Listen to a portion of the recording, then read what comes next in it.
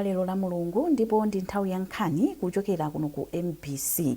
Muli ndine Aida Chiwaya, koma poyamba nayi mitu yake. Nduna za mtengatenga ndi zomangamanga a Japi Muhango yati ndiyokhutira ndi momwe ikuyendera ntchito yokonzanso bwalo la ndege la Mzuzu. Boma ladzudzula mchitidwe wa nkhanza omwe ukuchitikira anthu achikulire m'dziko muno. Ndipo unduna wa zamalonda wati ndondomeko yakalembera wa umwini wa katundu wa malonda a zaulimi ndi ofunika kwambiri kuti katundu wa malonda opangidwa m'dziko muno adzidziwika movomerezeka ku misika ya mayiko akunja.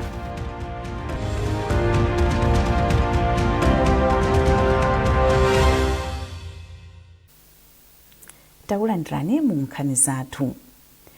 Nduna yoona za mtengatenga ndi zomangamanga a Japi Muhango yati ndiyokhutira ndi mmene ikuyendera ntchito yokonzanso bwalo la ndege la Mzuzu, ndipo atsimikizira Malawi kuti ntchitoyi itha mu nthawi yake monga linalonjezera boma latsopanoli. Amuhango ayankhula izi ku Mzuzu pomwe anapita kukaona momwe ntchitoyi ikuyendera. Iwo akufotokoza zambiri kwa mtolankhani wathu mu Sasocheyo. Ntchito imene tidayamba pano ikuyenda bwino. Nthawi imene tinagwirizana ntchito yamalize idakalipo. Padakali panopo kwatsala kutangoyika asphalt pamwamba monga mwana clutch anayika. Choncho ndinganene pano kuti ntchito ili mchimake ndithu ikuyenda mu nthawi yake. Ikalibula kwa nawo za talk treasury kuti ndama yochepa sinama yambiri. Tiabe maza talk treasury ndama atipatse apasa anyamata kwa DL kuti amulipire contractor kuti ntchito ayimalize. Pali tengapo tatsala sikuti ndi surface okai. Mukapita kuma terminal building na kuzomoja kuti tiwiri tatu tikonzedwe. VVIP kanyumba kaja kumafika lendo olemekeza kwambiri kufuna kuti kakonzedwe. Komanso ku terminal building na kuti tinatoti akonze zimene zitauza kuti achilimike kuti ziteke.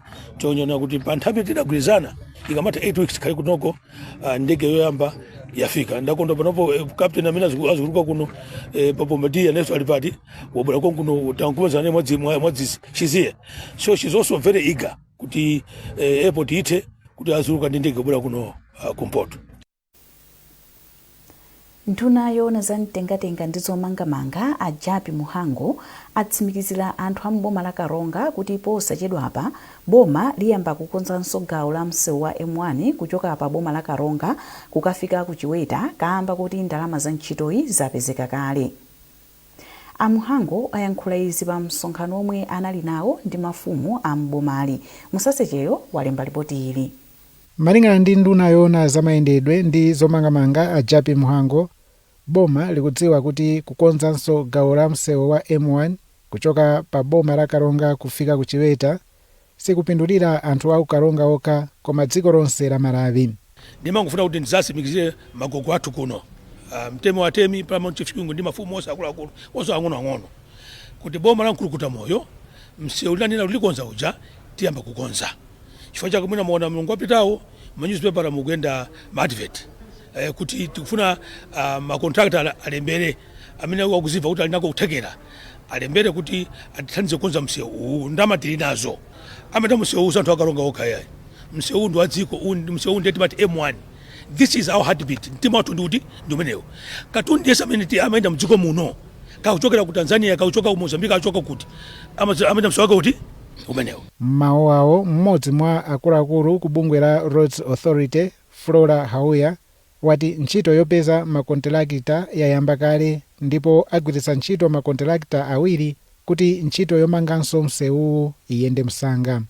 Tapempha macontractors kuti apange submit ma tenders kuti tisankhepo contractor amene angatigwirire ntchito imeneyi.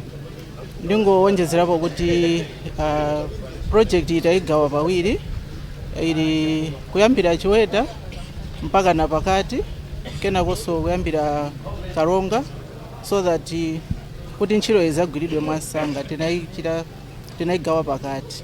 Mtemi wa Batemi Kiyungu wa maboma a Karonga ndi Chitipa wathokoza boma pa nkhaniyi ndipo walonjeza kuti mafumu athandizira boma kuti ntchito iyende bwino.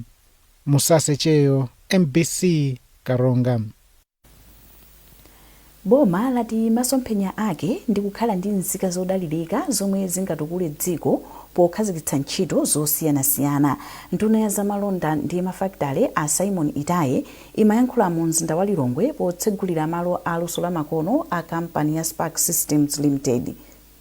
Ndunayi inayamika a Spark Systems Limited potsegula malowa omwe athandize kukuza luso la makono pakati pa achinyamata. Iwo ati zotere zikulingana ndi masomphenya a boma a Malawi 2063. Aitaye akufotokoza. Tikati tione zimene apanga a Sparks ndi chinthu chokuti tonsefe tikondwere nacho kwambiri, chifukwa iwowa apanga business yoti afuna kuitana anyamata ndi atsikana amene ali ndi zinthu za technology zimene timata ICT kaya ndi munthu wachita develop zimenezo, akufuna kuti awaphunzitse, awathandize, komanso konjezapo kwathandiza kwake afunanso kuyikamo ndalama iwo zawo kuti awathandize anthu eja, ndikuona kuti akupanga zinthu zokuti adzigulitsa kunja. Ndiye tikaonetsetsa zimene zikuchitika nzokuti technology pakali pano muchizungu timati trading services, kovutira kunena chichewa chake, koma trading services ikukula kwambiri. Tikaona zimene zikuchitika mdziko lapansi pano ndikuti ikukula kwambiri kusiyana ndi zogulitsa zinthuzi. Ngati Spark kunena kuti izi sitingazipange patoka, tingathandize anthu ena, anthu akupanga graduate from university ntchito zikukanika, tingathandize motani kuti onse tipite limodzi. Ndi mmene panopa tapanga setup innovation center iyi. Innovation center iyi tikupanga target magulu awiri. Tikupanga target anthu amene anthu akhale ogwisa ntchito technology, koma tikupanga target anthu ena oti timati incubation amene ndoti angokhala ndi maganizo ena ake kuti atha kupanga system ina ake. Ndi amenewo tiathandiza ifeyo akapanga pitch nkutionesa kuti idea yako kambayo ndi zolongosoka zitha kutheka adi ationese kufika level ina ake. Ife tiathandiza process yonse kupanga kusegula kampani kuyenda nawo kuponyaso ndrama mu makampani amenewo. Awo azikhalapo ngati 20 pa cohort izikhala ya 6 months.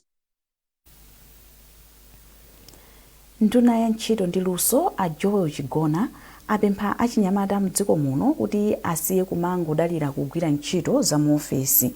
M'malo mwake iwo ati achinyamata ayenera kuphunzira komanso kulowa nawo pa ntchito za manja ndi luso, chifukwa choti chitukuko cha chuma cha dziko lino sichidalira ntchito za m'maofesi zokha komanso za manja. Achigona anayankhula izi ku Lilongwe pamwambo otseka mipikisano ya luso losiyanasiyana yomwe yakhala ikuchitika kwa masiku atatu mu 2026.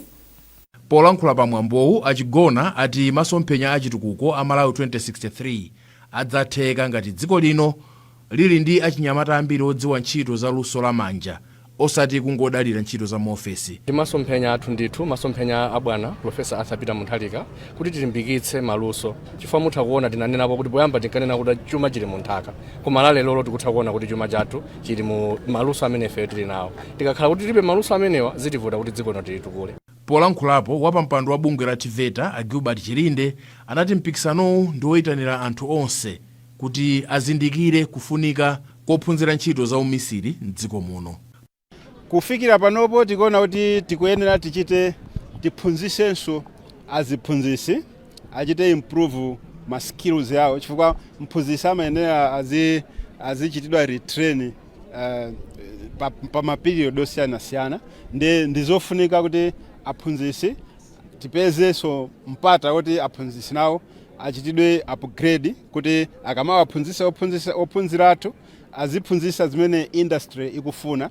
Mpikisano wa luso la ntchito za umisiri wa chaka chino cha 2026 unakonzedwa ndi bungwe la TVETA mothandizana ndi unduna woona za ntchito.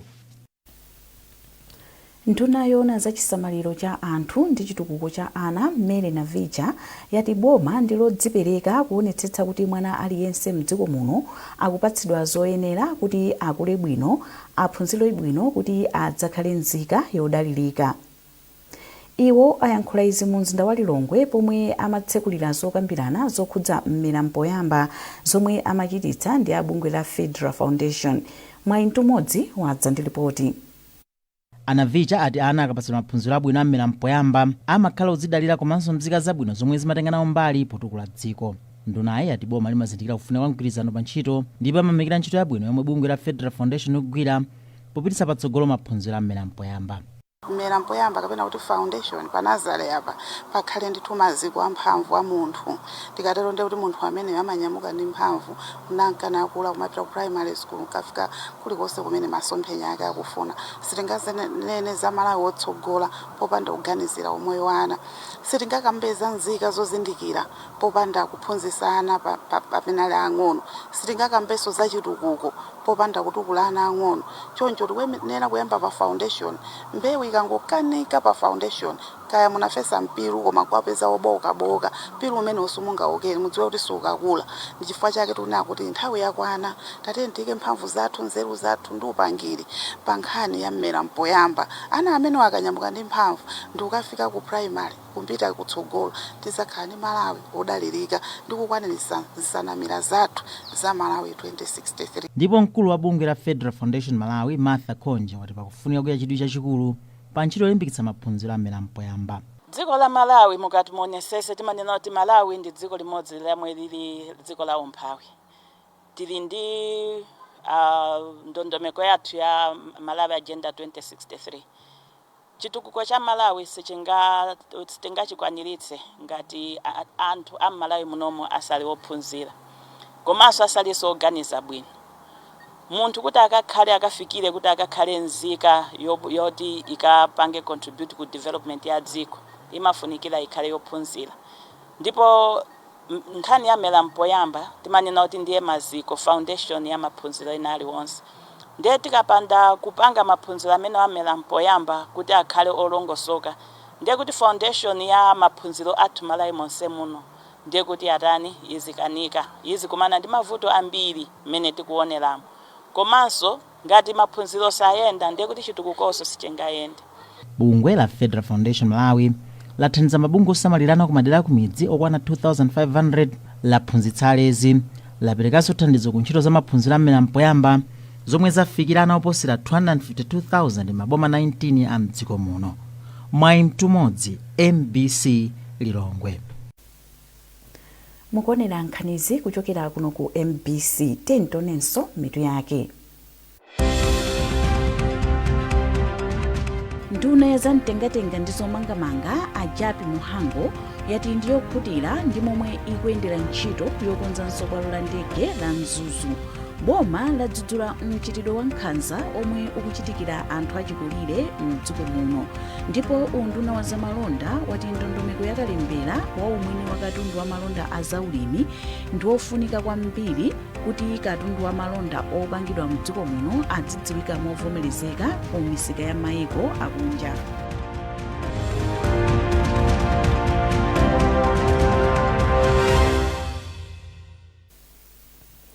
Takulandiranso mu nkhani zathu.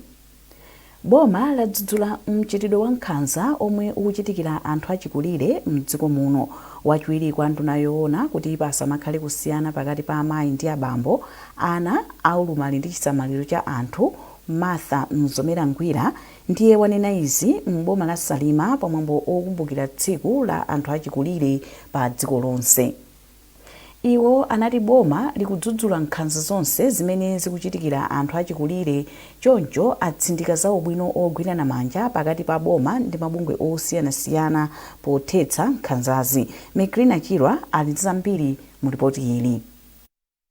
Polankhula pamwambowu Angwira anati aliyense akuyenera kutengapo gawo poonetsetsa kuti achikulire akutetezedwa kukhala mwaulemu komanso kutenga nawo gawo pa chitukuko cha dziko lino. Iwo anati boma sililekelera kupereka chilango kwa anthu omwe akuchitira nkhanza anthu achikulire. Ngati unduna wathu komanso ndikufuna ndichenjeze kuti wina aliyense amene apezeke kuti akuchitira nkhanza anthu achikulire ameneyo azamangidwa komanso lamulo lizagwira ntchito pa iyeyo komanso akapezeka kuti ndolakwa akapita ku ndende akaolera konko. Ndipo asinyo Chief Salima anati pakufunika kuphunzitsa anthu mokwanira pofuna kuthana ndi mchitidwewu. Ine ngati mtsogoleri tikuthandizira kuperekapo ulangizi chifukwa nkhanzazo ndezi kuchitikadi m'midzimu zosiyanasiyana nkhalambazi ngakhale kumagwiriridwa kumene ndetu kumayesetsa kupereka uphungu kwa anthu kuti mchitidwe usi wabwino tiyeni talemekeze magogo athu ngati amene anationetsa ife dziko lino. Pa nthawi iyi tiyenera tiapatse ulemu komanso tasamalira. Pakati pa mwezi wa Januwale ndi Juni chaka chino cha 2026 anthu okalamba 16 anataya miyoyo yawo mwankhanza. Mwa anthuwa atatu anaphedwa m'boma la Mzimba chifukwa cha mphekesera ndi nkhani zopanda umboni zoti amachita ufiti. Chaka chilichonse dziko la Malawi limalemba milandu yokwana 25 ndi 30 yokhudza kuphedwa kwa anthu achikulire. Kuonjezerapo milandu ina monga kuwasiya okha, kuwalanda katundu komanso kuwachitira nkhanza ikuchulukira m'madera ambiri. Chaka chino mwambowu umakumbukiridwa pamutu oti kupitiriza kudziwitsa anthu kupititsa patsogolo ntchito zoteteza anthu achikulire ku nkhanza. Meklina Chirwa, MBC Salima. Unduna wa zaumoyo wadzipereka kugwira ntchito limodzi ndi mabungwe amayiko ena kudzera mu project ya Sifila yomwe inakhazikitsidwa ndi boma la Sweden kuno ku Africa. Project iyi ayikhazikitsa ndi cholinga chofuna kupititsa patsogolo ubereki wabwino. Zambiri mulipoti la Bridget Makawa koma akuwerenga ndi Trust Office. Polankhula pa nsonkhano okambirana ndi mabungwe ena pa project ya Spira mboma la Lilongwe, Matthew Kagoli imwe ndi mmodzi mwa akuluakulu mu unduna wa zaumoyo watsimikiza kuti dziko la Malawi ndilokonzeka kulandira ndondomekoyi ndi kuthandiza kupititsa patsogolo umoyo wa anthu mdziko muno. Ife ngati boma ndife okondwa kuti aboma la Sweden abwera ndithu ndi project imeneyi kutithandiza kuti ngati ife aboma ndi unduna wa zaumoyo kudzera mu Department ya Public Health Institute ikhale ndi kuthekera komalimbana ndi matenda, kumadziwa matenda amuliri mofulumira ndi kudziwa kuti tithana nawo bwanji. Monga pano nkhani imene ikudziwika ndiyoti kwayamba kuli Ebola ku Democratic Republic of Congo ndi ku Uganda. Ifeyo ngati dziko tingayika njira zotani kuti matenda amenewo asatifikire, komanso mwina akatifikira tithane nawo mwachangu asanavutitse miyoyo ya anthu. So project imene ndiyothandiza ndithu. Emily Wisery yemwe ndi woyang'anira programu ya Spira watsindika kuti ndondomekoyi yomwe inayamba mchaka cha 2024 mothandizidwa ndi bungwe la Public Health Agency of Sweden anayikhazikitsa podzindikira kuti kafukufuku osiyanasiyana akuonetsa kuti ntchito za umoyo sizikulunjika ku zomwe kafukufuku akupeza. Spira ndi ndondomeko yomwe ikukhazikitsa dongosolo loziyimira palokha m'malo modalira thandizo la kanthawi kochepa. Ndondomekoyi ithandiza kuti akatswiri azakafukufuku komanso mabungwe azigwira ntchito limodzi popanga ndondomeko za umoyo zopindulira anthu. Anthu mdziko muno awalimbikitsa kuti ayambe kugwiritsa ntchito gasi pophikira komanso kuwunikira m'malo momangodalira makala ndi kandulo zomwe zimaononga zachilengedwe. Mkulu wa kampani ya Inyasa Solar and Gas Limited Eric Ngomwa ndiye mwe wanena izi pomwe anayankhula ndi MBC. Ineno Amalawi akuyenera achilandire chinthuchi kuti ayambe kugwiritsa ntchito dzuwa kapena gasi. Chifukwa chake icho nakuti zinthu zimenezi ndi zinthu zimene one sizikuyika pressure ina iliyonse pa mitengo yochepa imene ifeyo tinayo kale panopa chilengedwe chathu chatha ndipo chapita. So zinthu ngati zimenezi ndi zinthu zimene zingathe kupulumutsa chilengedwe chimene tili nacho chochepa kale muno Malawi. Komanso kuphatikizapo ndi zinthu zimene one zili ndi tsogolo. Tikamakamba tsogolo ana athu kapena zizukulu zathu ndi njira zimene muna angathe kugwiritsa ntchito iwo kuti kuzafika muna mpaka nakalekale. So ndi nthawi yakwana tsopano imene Amalawi akuyenera muna kuti asiye njira zachikale monga ngati makala, nkhuni, kuphikira, kugwiritsa ntchito kwambano kugwiritsa ntchito gas amene panopa ali wansangasanga kuphika komanso amene ali amene ali oyang'ana chisogolo. Komanso tikayang'ana ku nkhani ya za solars ndi nkhani imene tikamazona kuti ikuyang'ana chisogolo chokhachokhacho. Unduna wa zamalonda ndi mafakitale wati ndondomeko yakalembera wa umwini wa katundu wa malonda a zaulimi ndi ofunika kwambiri kuti katundu wa malonda opangidwa mdziko muno adzidziwika movomerezeka ku misika ya maiko akunja kudzera mu njira yolembetsa malondawa yotchedwa geographical indications. Mlembi wamkulu ku ndunawu a Wiskes Nkombezi anena izi pa msonkhano omwe boma linakonza ndi mabungwe ena mu mzinda wa Lilongwe komwe amaunikira za phindu lomwe dziko lino lingapeze polembetsa umwini wa katundu wa malonda a zaulimi. Yamikani Makanga walemba ripoti ili. Mkumanowu unaunikira pa phindu lomwe dziko lino lingapeze polembetsa umwini wa katundu wa malonda a zaulimi mu ndondomeko ya Geographical Indications GIS. Ankombedza ati dziko lino limapezeka ndi katundu wa malonda a zaulimi monga mpunga wa kilombero, nsomba za chambo, tii komanso ndi zina zambiri zomwe zili ndi misika ikuluikulu ku mayiko akunja. Iwo ati ngakhale misika ili chonchi, mayiko akunjawa alibe njira yovomerezeka yodziwira kuti katundu yemwe akulandira ndi ochokera kuno ku Malawi. Zimene zitipindulira kwambiri chifukwa ma products amene tikuwakamba kuti titha kuachita register ngati ma geographical indications amakhala kuti ma customer amawafuna chifukwa chakumene ma products achokera, nyengo imene ili kumeneko, komanso mmene amakonzedwera kapena kupangidwira. Ndinene kuti Malawi muno tilikale ndi zinthu ngati zimenezi. Mwachisanzo tikanena kuti kilombero kapena tikanena kuti nsomba za chambo, nthawi zambiri mungazipeze ku Malawi kokha.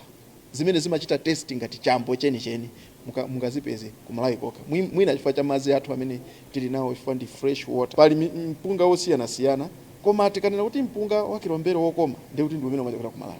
Choncho tikatenga zimenezi ndi kuzichita register kuti tiziteteze kuti akamberembere asamagwiritse ntchito mayina a zinthu zimenezi kukagulitsa katundu awo amene sali wochokera ku Malawi, ndi kuti dziko la Malawi litha kupeza ndalama zochuluka kuchoka ku ma products amenewa tikachita register motera choncho. Mmodzi wa akuluakulu ku bungwe la Food and Agriculture Organizations FAO yemwe akugwiranso ntchito mu project ya EBAM a Ben Vickers anati dziko la Malawi likhoza kukhala dziko loyamba mchigawo chakumwera kwa Africa kukhazikitsa ndondomekoyi, ndipo ati kalemberayu athandiza kuonetsa umwini wa katundu wa malondayu. A Vickers anatinso maiko ena atha kuonetsa katundu yemwe wapangidwa mdziko muno ngati kuti wapangidwa mdziko lawo kamba kuti katunduyu alibe zizindikiro za umwini. Ndondomeko ya kalembera wa umwini wa katundu wa malonda a zaulimiyu akhazikitsidwa pansi pa project ya EBAM yomwe boma likuyendetsa limodzi ndi mabungwe a Food and Agriculture Organizations ndi mabungwe ena. Munkhani za masewero, Blue Eagles yalephera kuonjezera mwayi wake okhala pamwamba pa ligi ya FDH Bank Premiership itagonja ndi Luwana Mitundu ndi zigoli 3-2 pa bwalo la Dedza. Ikanapambana, Blue Eagles ikanatsogola ndi mapointi 5, koma kugonjaku kukutanthauza kuti iyo ingathe kuchoka pamwamba la mulungu lino ngati matimu a Mighty Wanderers kapena Silver Strikers angapambane masewero awo.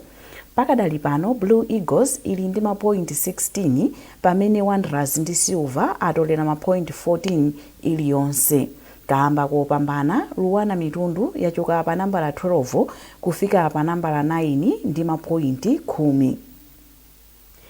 Masewera ena omwe anachitika dzulo, Chitipa United yagonjetsa Kamuzu Barracks ndi zigoli 2-1 kuti itolere mapointi 9 ndi kusuntha kufika pa nambala 11 kuchoka pa 13. Kamuzu Barracks ikadali pa nambala 15 ndi mapointi 4. Masewero ena asanu a muligi achitika lero lino. Ndipo ndi nkhani imeneyo tafika pa mapeto pa nkhani zathu mmawa uno, koma tisanasiyane tiyeni tionenso mitu yake. Nduna ya zamtengatenga ndi zomangamanga a Japi Muhango yati ndiyokhutira ndi momwe ikuyendera ntchito yokonzanso bwalo la ndege la Mzuzu. Boma ladzudzula mchitidwe wa nkhanza omwe ukuchitikira anthu achikulire mdziko muno. Ndipo unduna wa zamalonda wati ndondomeko ya kalembera wa umwini wa katundu wa malonda a zaulimi ndi ofunika kwambiri kuti katundu wa malonda opangidwa mdziko muno adzidziwika movomerezeka ku misika ya mayiko akunja.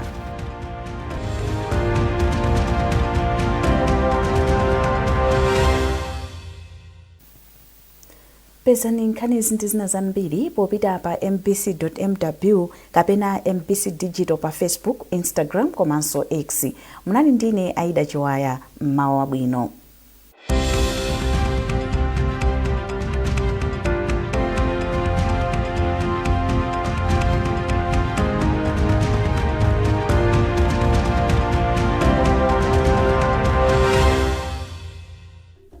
Alimi pano pa MBC lachiwiri lililonse nthawi ya 8:30 madzulo ndi lachinayi lililonse nthawi ya 3:30 masana. Malimidwe athu kuyambirira mundawo tinatipula monga ngati chaka chinocho nene kuzoona kumwamba Mulungu anatikondera mvula inabwera bwino ndithu. Ziweto zilizonse including nkhuku zeti ifeyo titakhala pansi tinaona kuti tufuna kuti mabanja athu atukuke. Mulimi kuti atukuke anenera kukhala pa gulu la alimi anzake. Pano pa bwalo la alimi